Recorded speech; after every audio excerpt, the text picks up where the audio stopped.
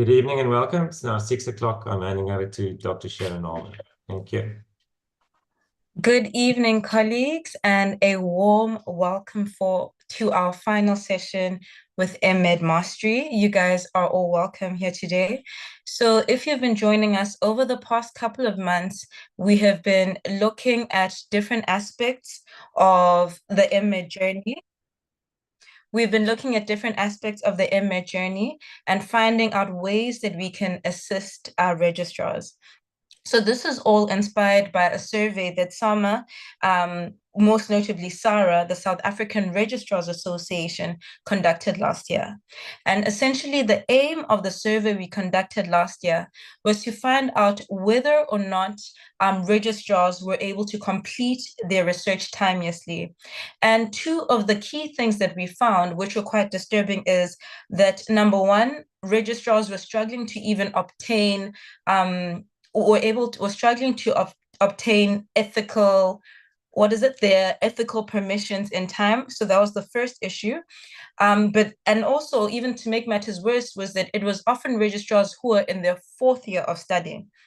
So as a result, we came up with two things. The first one was to run this MMED mastery session. And the main goal of this was to empower registrars. So we spoke about things like deciding on an MMED topic, for example. We also touched on things like how you actually go about conducting the research, your methodology. Our third session looked into the ethical aspect, and we had one of the gurus in ethics, Prof. Ames Dye, who was here, and she was talking to us about what exactly people are looking for in terms of them accepting your research protocol. And now we've come to our last session. And as I said, this session is to look at how we can get you published, what the important things are to look into and to be aware of in your journey to getting published. I mean, when you conduct research, you don't want it to be, I think there's a big thing about research waste. And I think that if you're putting a lot of your effort into something, you're putting your time into something, there should be a way for us to communicate this to the scientific community. So essentially, that is the thought behind this session. How do we get you guys published? How do we get you started on your journey into your big careers as specialists, and making sure that the work that you've done into MMED, in terms of completing your MMED, has been put to good use? So without any further ado, for those who missed it, my name is Dr. Sharon Harbour. I am the chairperson of the South African Registrars Association. So without any further ado, I would like to then hand over to Diane to take us through this evening.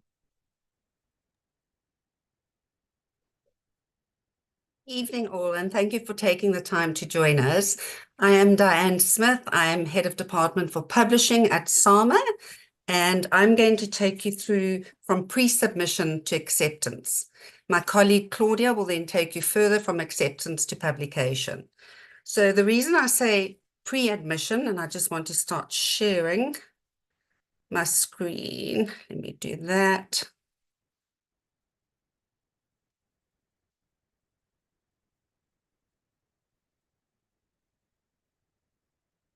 There we go. Oh. And I'm not on the start. Give me 2 seconds, please. We go back to my screen to share.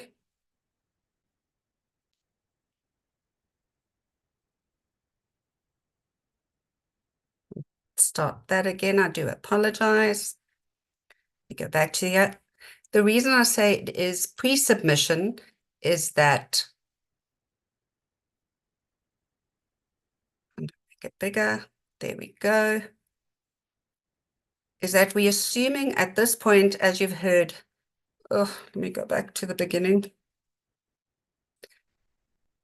You've heard from Sharon, you've done the research, etc.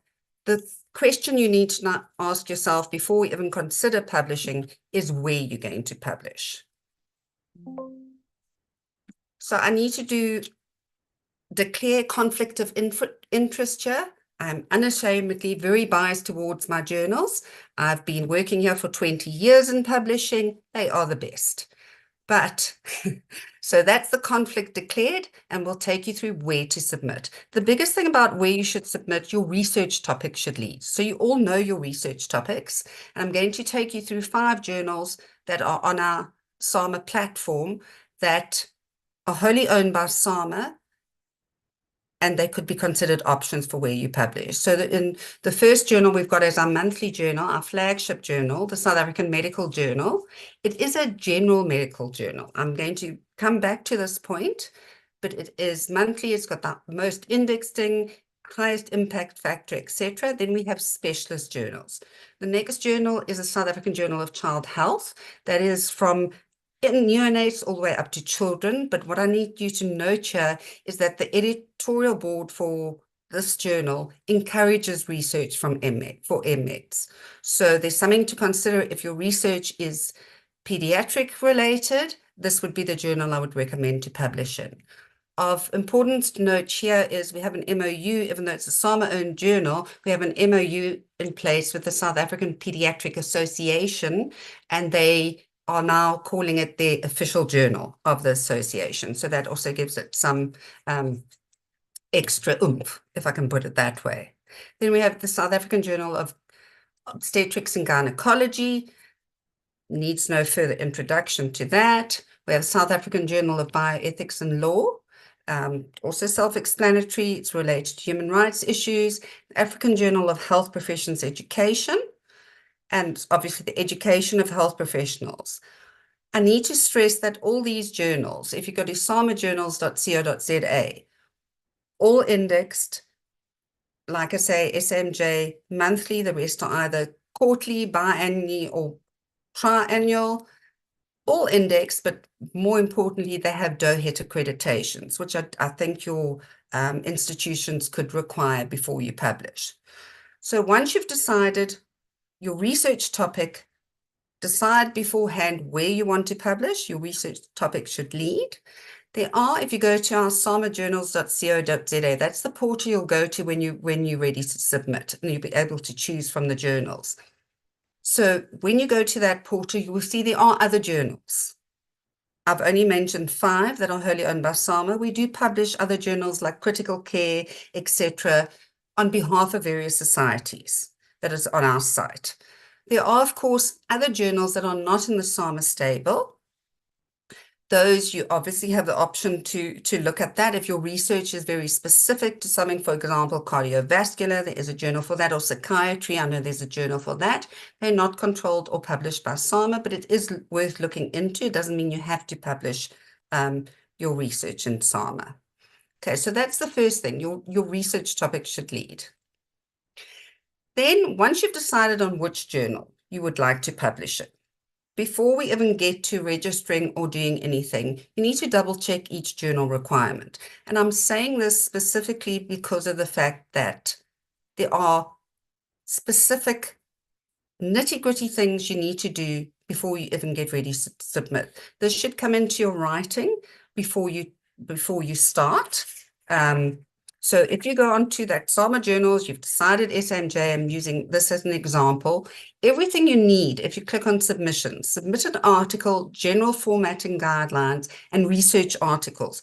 Those are the 3 that you're going to be using. It gives you all the information you need on what format you're going to be using, what references we use, etc. So once you've got the journal, you decide on where you want to go.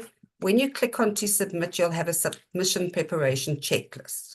You have to meet these requirements.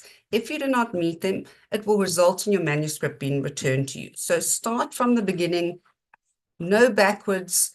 That we used, you'll be amazed at what the smallest thing is, what you think is obvious is not used, and then the manuscript is returned. So go through everything for each journal. What do you need to do? So for example, 12-point font, single spacing, Word, how you do your references. We use Vancouver style. So start doing that when you're writing your research. We're getting to the point that your research is already done. You know what it's about.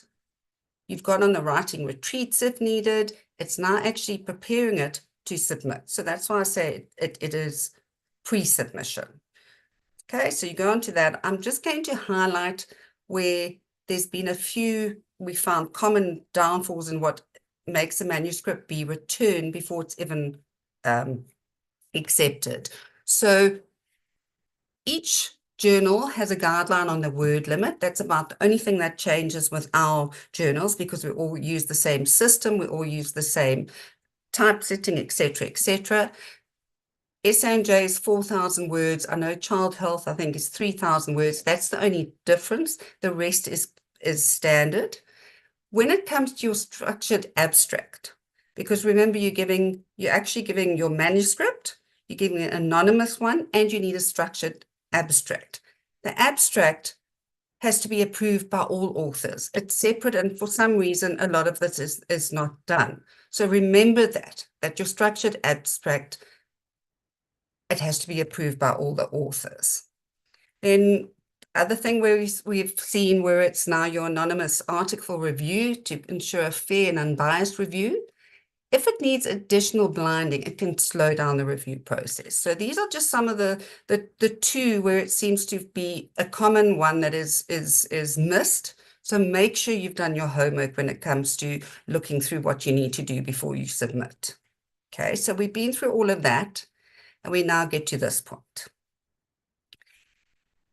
You've gone back to SARA journals, you've made sure that the technical side of everything is there.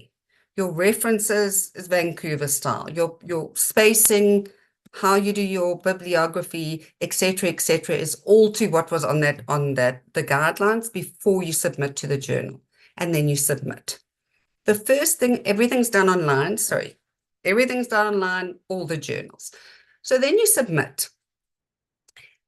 Your manuscript will first go through technical checks. That's what I've just been saying. Get it right the first time, and it takes away a lot of the frustration. So the incorrect reference, the format, or it's outside the scope of SAMJ. I did say I'm going to get back to this.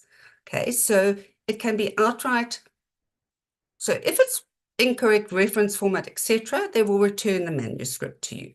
If it's rejected because it's outside of the scope, and this is done through the editor, it will be returned to you. If it's rejected because it's weak, but we're not going there, you've been on all the MMED mastery courses, your research is original, it's sound, you know how to set it out, etc., it's got its conclusion, it will then go through to the initial screening, which is the editor-in-chief. Okay. So from here, and the final decision is by the editor of each journal. And the editor relies on an advisory group. We'll check for the scope. So from here, it goes to recommend acceptance, rejection, or referral for review. If it is rejected because it's outside the scope, and I'm particularly using SAMJ, outside the scope of SAMJ, because we are a general medical journal, doesn't mean, and we've got some of the specialist journals, doesn't mean we don't accept highly specialized stuff, providing they fall within the burden of diseases of South Africa. An example where we will reject, or the editor could reject, not we, it's done through the editor and the advisory group, where it could be rejected, I'm going to use, for example, orthopedics. If it is a highly technical orthopedic paper that does not fit into the scope of a general medical journal, there's nothing wrong with the research. The research is good, but it's not going to fit into the scope of SAMJ, and we don't have an orthopedic journal. It is then going to be rejected with a recommendation to say, we would suggest you submit your research to say that an orthopedic journal that just solely specializes in orthopedic. So that is why it needs to be important in the beginning. You need to realize your research topic, where will it best fit which journal? Do your homework. It's ultimately your goal is to have your research published. All our journals that I've highlighted are indexed. SAMJ is the only one international, but they are indexed and they are DOHET accredited, which is what I think you need. I'm now going to pass on to my colleague Claudia, who's going to take you from acceptance through to publication. I hope you found it useful. Thank you.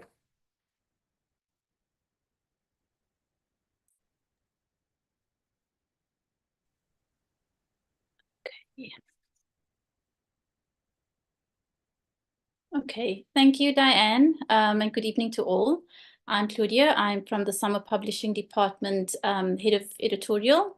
I'll be picking up from where Diane's left off in terms of that the submission has been screened and the editor, the advisory board think that it fits the scope and fits the audience of the journal. I'll just share my screen quickly.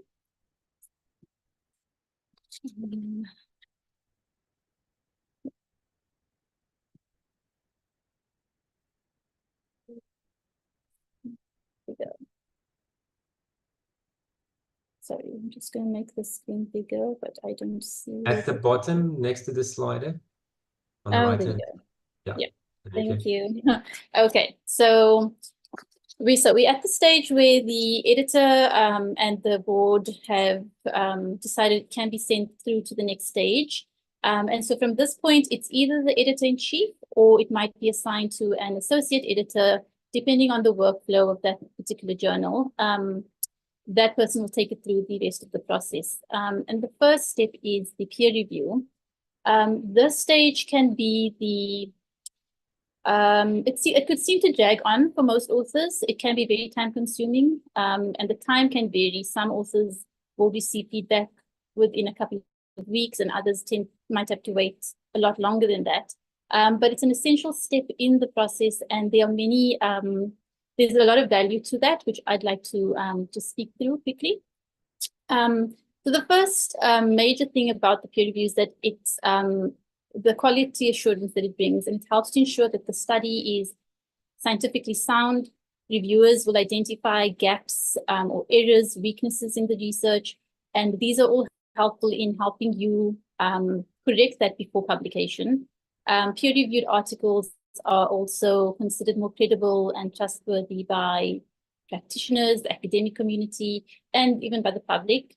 It also helps to ensure that journals maintain their standards in terms of publishing only high quality work.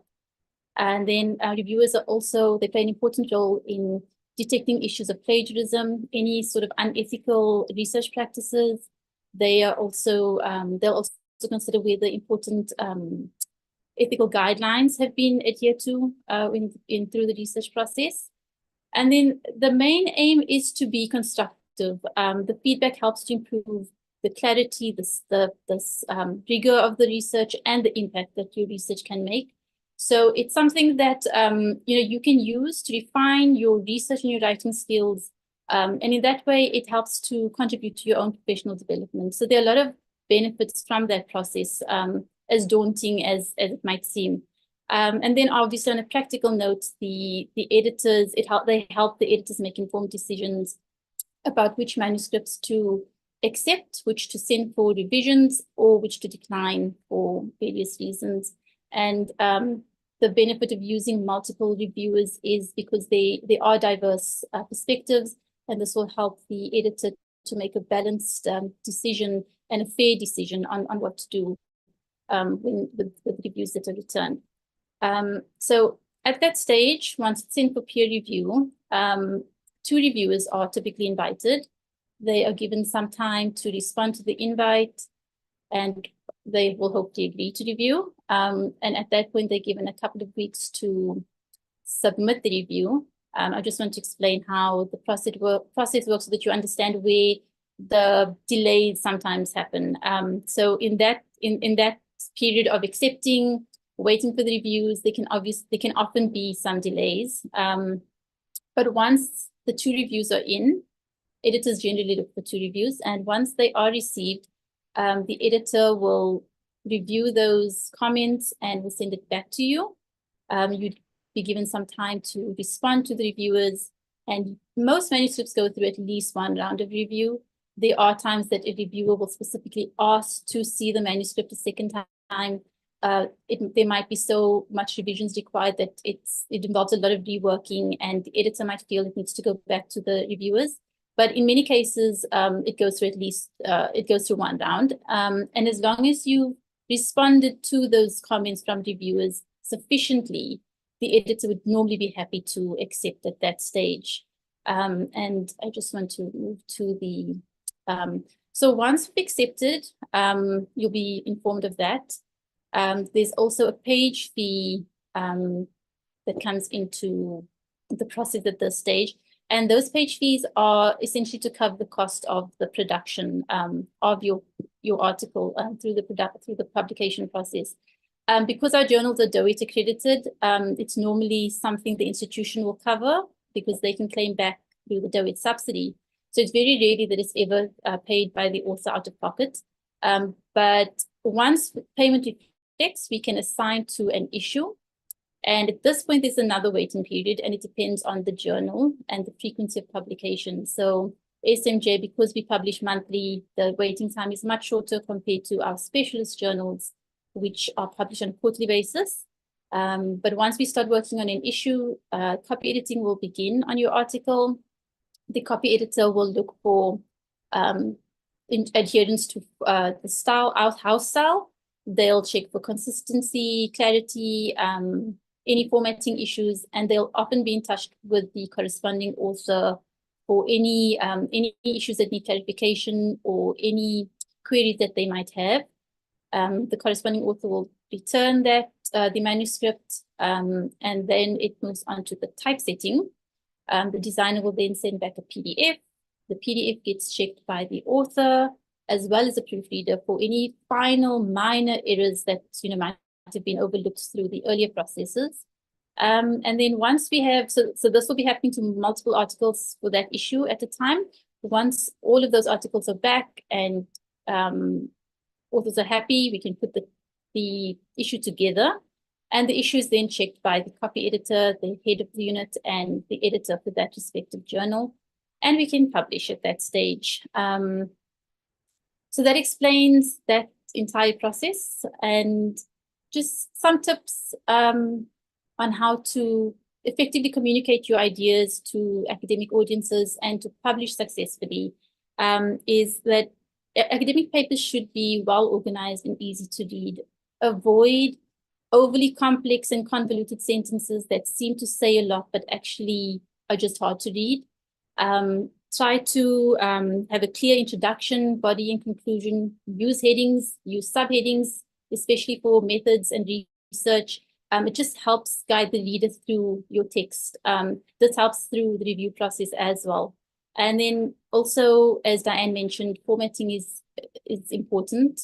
Also referencing, your citations need to be accurate. I mean, you're putting data out there, you're citing data. So make sure that everything that you put out there is accurate and correct. And in a nutshell, just be concise and be precise. And yeah, that should hopefully get your message out there. Thank you. These are some email addresses if you need to get in touch with us. I hope that you found the session helpful in preparing your article for publications. Thank you so much. Thank you very much, Mrs. Claudia Naidu and Diane Smith. Thank you for your time and for taking us through this. Just for everyone, for those who aren't aware, Diane is the head of publishing at SARA, and as she alluded to earlier, she has done this for many, many years. And then Mrs. Claudia Naidu is the head of unit for editorial at SARA, and is also the managing editor for a lot of the SARA journals. So they're quite well acquainted with what is required.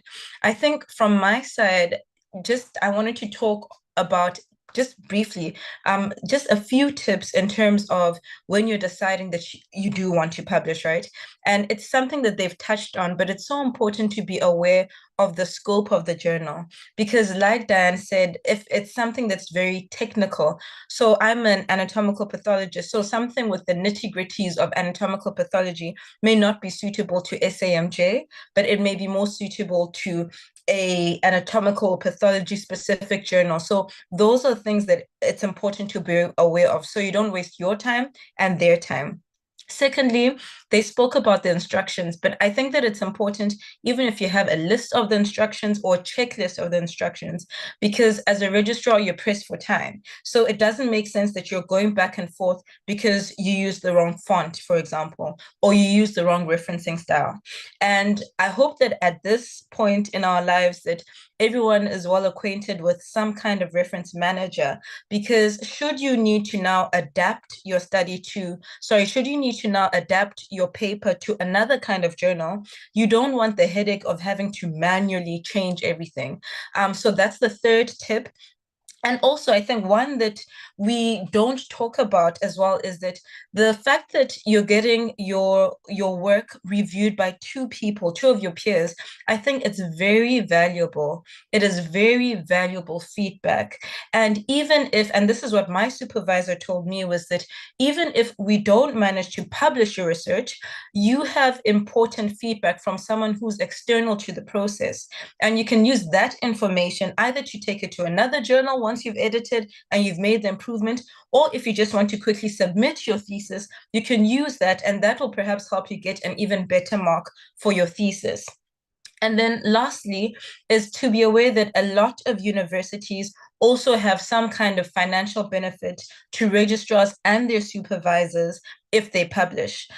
So both Diane and Claudia have been talking about Doughhead, and then I'll maybe ask them to jump in soon just to tell you guys a bit about what exactly it means to be Doughhead accredited and why that's important. But essentially, there's incentive for the universities. The universities are incentivized for you to publish, and a lot of them then offer financial benefits. So once you have published, I think look into your university guidelines or your university sites and see what financial benefits there are for you to be published. And usually that amount that amount can usually be put towards anything. Okay, so I don't see any questions on the chat as yet. But in the meantime, I wanted maybe Diane and Claudia just to jump in on what exactly it means to be Doughhead accredited.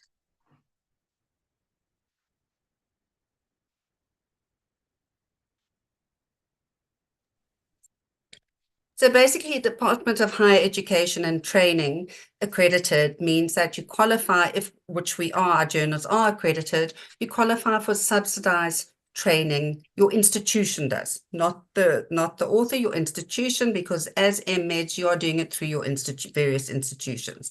They qualify for a subsidy every time it's published. I'm going to ask Claudia to come in quickly. I don't have the exact amount, but it varies. But because our journals are accredited, and each institution has their own way of administering those funds they get from the Department of Higher Education and Training. And it varies between institution and institution. So I cannot say if, for example, you get 100,000 because you've published an SAMJ, that whole 100,000 is where it goes is decided by the institution. So it could go towards further training. Who knows? Nothing to do with us, I'm afraid. Claudia can jump in if I've missed something, but basically in a nutshell, that's what it means. Hi, okay, yes, as Diane was saying, so I can't add much, but what I understand is based on the authorship, you get points, and essentially the more points you have, you qualify for a greater amount. And then essentially the researchers have these funds that they can access. So yeah, that's essentially how it works. There's points allocated to your authorship in that list of authors. And it's once a year, those are submitted to the department, and they then send money via your institution into the various research funds. Thank you. I think, for example, I know in our institution, the funds will go to our department, and then it's used for things like subscriptions to, if it's particular sites that the registrars will find benefit in, or particular textbooks that the registrars prefer. So as they've alluded to, it does vary from institution to institution and maybe even department to department, but it is something that I think will help the institution as a whole. My next question was, I know that sometimes it can be a bit difficult when you're waiting for if it's a response from the peer reviewers. So I wanted to know that from the South African, from the SARA journals that we publish, are there any guidelines so that people can kind of get an idea of how long it takes for them to review, for their papers to be reviewed? And is there someone or somewhere they can talk to if it's taking a bit long?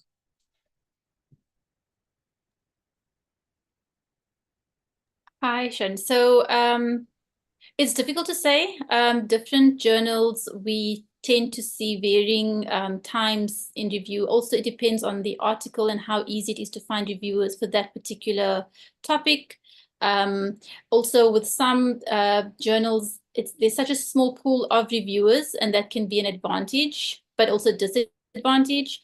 And yeah, so it's really hard to say. On average, it would ideally take between 4 to 6 weeks. Sometimes takes longer. The reason why it's also hard to say is because if reviewers don't respond to the invite, their reminder sent, they might then decline. New reviewers are invited who then decline. So it's difficult to say at the outset. But once it's past about 4 weeks, you could always contact the editor. You could contact our officers, and we usually follow up. And that's just our way to sort of nudge reviewers along, or the editor. Yeah, that's essentially the best we can do. But it's because we rely on reviewers and them offering their time, there's only so much we can do, and it's an unpredictable time frame. Yeah. Okay, thank you. I think what I'm getting from this is just make sure that you have some cushion, make sure that you have some time. Colleagues, if you have a moment, please would you enter the chat? We have a survey that we would like everyone to fill in. So please, if you could please enter the chat. So as I said earlier, what SARA through SAMA is going to do is we're going to have a registrar writing retreat. And essentially the goals of this registrar writing retreat is to put you in contact with people that you need to get you to a point where you've completed your research, or you're very close to completion. So this survey will kind of guide us in terms of telling us where you need assistance. I will now go on to some of the questions that we have. The first question I see here is from Colin Gossi. What are the requirements for one to be a reviewer in the SAMJ? So for the SMJ, I think the best would be to show evidence of your publishing experience. That's essentially what we'd be looking for. And when you are enrolled as a reviewer, we ask for an idea of where your interests are, where your expertise is, so that we can match you to the appropriate manuscripts. But essentially, we need to see evidence of your involvement in the field, so that because authors are relying on an expert reviewer, and so we would need some background. We need our reviewers to have some background in the field. Thank you. Okay. The next question was from Mint Tun. Thank you for your question. They've asked the following: please advise on 1, coping with rejection to your first manuscript; 2, publication politics and author bias; and 3, on APC, especially high impact journals.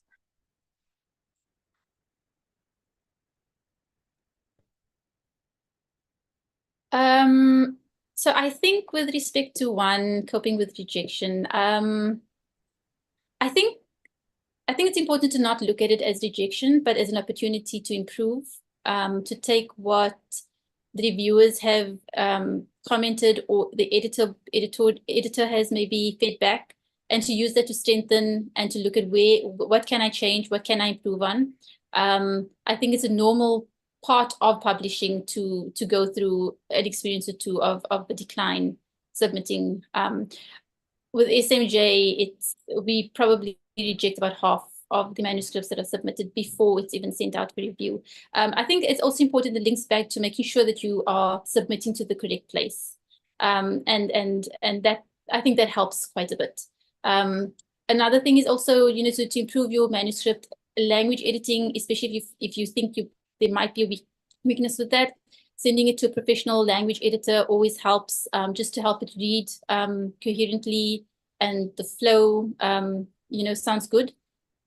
With publication politics, author bias, I'm not sure what I'm not sure. I can't speak to that. I'm not entirely sure. And APC, especially high impact journals, I'm not sure about what the question refers to there.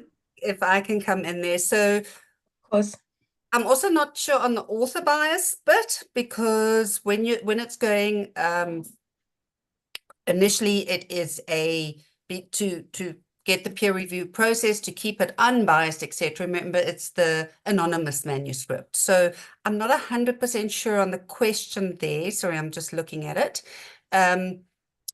Publication politics.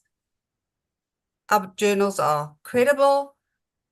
We strive to keep that. We have got the editor, we've got the advisory boards, etc. It's not just one person. Publication politics shouldn't come into it. Like I say, the author bias there, I have a feeling I'm not 100% sure on the question, if you'd like to expand a bit, but remember your manuscript is anonymous. On article processing charges, especially high impact journals, I did answer in the chat for SAMJ, it's 7,900, and it's a publication fee. We don't charge APC, although I suppose it's called the same thing. Compared to other journals, even international journals, we are way below what you would be paying if you were going internationally. So we feel that our publication fees, which we're using for cost recovery, remember publishing costs, you've seen the steps, it's labor intensive from a publishing side. So that is what your article, your publication fee is actually used for. It's to offset those costs. Otherwise, we wouldn't be able to publish. I hope that answered the questions. Yes, and I think perhaps just to touch briefly, there was a question earlier that spoke about what the advantages or what the benefits are to doctors for publishing. I think, number one, if we take it maybe even beyond you yourself as a doctor, but it's for the community at large, right? Because if you are maybe carrying out whatever study on people, you don't want to waste people's time. If you've taken the time to get information from them, I think it's important for the world, or at least the scientific community, to be aware of that, so that Sharon doesn't waste her time repeating something that Snovuyo, for example, has already done. And also remember, what we need to do is we need to be ethical, right? And I think in terms of being ethical, it means that if we have chosen to especially include people in some kinds of survey, I think that it's our duty to inform them of the findings, but also inform the community of the findings as well. So I think those are two big important benefits. Also, for those, especially people who aren't registrars, I think now with the budget cuts, registrar posts are few and far between. And so a lot of times you need things to distinguish you from another candidate. I've sat in some of these interviews, and I can say that at times the fact that you've published one or two articles is to your benefit, because especially if it's in the field that you're looking to go into, it makes it seem like, okay, you're a serious candidate, you're actually serious about this thing, and it can be a distinguishing factor between you and another candidate. So in terms of career-wise, to help career progression, that's helpful. Lastly, even within our own unit, part of the KPIs for certain pathologists will be whether or not you've published. So if you're looking to, especially within the academic field, if you're looking to get a raise or get some kind of promotion, they look at how you're publishing. So there's certainly a lot of benefit, as well as, depending on what you do publish, you can now be known as, maybe close to an expert in the field because of how much you've studied a particular topic, and people can call on you for advice for a particular topic. And I think that's beneficial. So I would encourage people, to publish and not to waste data that we have. Yes, Dan? Okay, and aside from all that, which other people do forget, is you can get CPD points if you publish as an author. So that's something to consider. If the more you're publishing, those are ones that just accumulate. We send out after you've been published. So there's that too. There's that benefit. Great. And if you know the HPCSA is on your back, please get those CPD points. Just want to check one last time if there are no further questions. All right. I hope I've given people the opportunity to please answer our survey. All right. Without further ado, thank you so much, Diane, and thank you so much, Claudia, for your time. Thank you very much to the audience for your time, for engaging with us, and for being part of our MMED mastery journey. We look forward to hearing from you in the next few weeks as we release the criteria for our registrar writing retreat, and we hope that it'll be a productive session for all those who attend. With that said, have a good evening, everyone. Thank you all. Have a good evening. Thank you all. Bye. Good night.